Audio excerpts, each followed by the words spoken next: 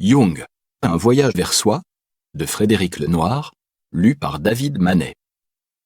En décembre 1900, âgé de 25 ans, Jung quitte Bâle pour Zurich, où il devient second assistant à la clinique psychiatrique du Burgelsee. Celle-ci est dirigée depuis 2 ans par le grand psychiatre Eugène Bleuler, qui inventa, entre autres, les termes autisme et schizophrénie. Tout comme Freud, Bleuler avait été suivre les cours de Charcot à Paris. Ce dernier refusait les théories médicales dominantes de la fin du XIXe siècle, selon lesquelles les maladies mentales avaient toutes une cause physique, dérèglement hormonal, etc. Charcot expérimenta l'hypnose comme l'état modifié de conscience sur ces malades, afin qu'ils puissent revivre des situations traumatiques anciennes et parler ainsi de leur mal, au-delà de la barrière de leur moi conscient. Il eut une grande influence sur tous les grands explorateurs et théoriciens de l'inconscient, à commencer par Freud, Bleuler et Jung, qui quitte son poste à la clinique du Burgelsee et décide de se rendre à Paris pendant 18 mois pour suivre les cours au Collège de France du successeur de Charcot, Pierre Janet. C'est ainsi qu'il approfondit ses connaissances sur les émotions et l'hystérie. De retour à Zurich, il soutient sa thèse et poursuit son activité de jeune médecin psychiatre auprès de Bleuler. Le travail à la clinique du Burgelsee est harassant. Les médecins sont logés sur place et se lèvent à l'aube pour visiter les malades avant la réunion du personnel de 8h30. Puis, ils consacrent leur journée aux soins, examens, tests, jusqu'au dîner et à la rencontre du soir avec Bleuler pour faire le point sur l'évolution des malades et les avancées médicales. Pour approfondir ses connaissances théoriques, Jung s'impose la lecture des 50 volumes de la Revue générale de psychiatrie.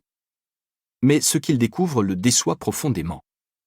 L'enseignement psychiatrique cherchait, pour ainsi dire, à faire abstraction de la personnalité malade et se contentait de faire des diagnostics comportant la description des symptômes et les données statistiques. La psychologie du malade mental ne jouait absolument aucun rôle.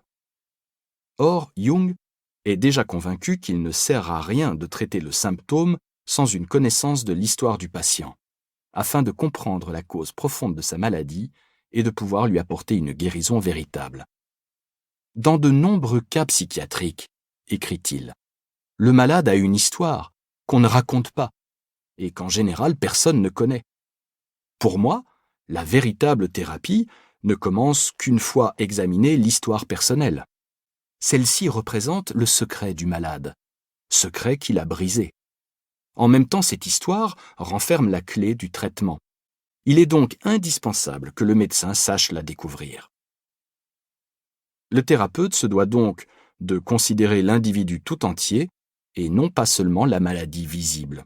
Car, selon Jung, le mal psychique ne consiste pas en phénomènes localisés qui ne sont que l'expression d'un dysfonctionnement de la personnalité entière. Une véritable guérison, écrit-il, ne saurait donc jamais être espérée d'un traitement visant les seuls symptômes. On ne peut l'attendre que du traitement de la personnalité totale. Ce qu'il affirme ici à propos de la maladie psychique me semble être tout aussi vrai pour des maladies physiques chroniques qui ont bien souvent une origine psychosomatique. Prescrire des années durant des somnifères ou des pommades à base de cortisone à une personne angoissée qui a des troubles du sommeil ou des maladies de peau, sans chercher à comprendre et à traiter la cause de son angoisse, lui apportera certes un soulagement ponctuel, mais aucune guérison véritable. C'est pourtant ainsi que fonctionne encore le plus souvent la médecine occidentale. On s'attache à traiter les symptômes plus que la personnalité globale du malade.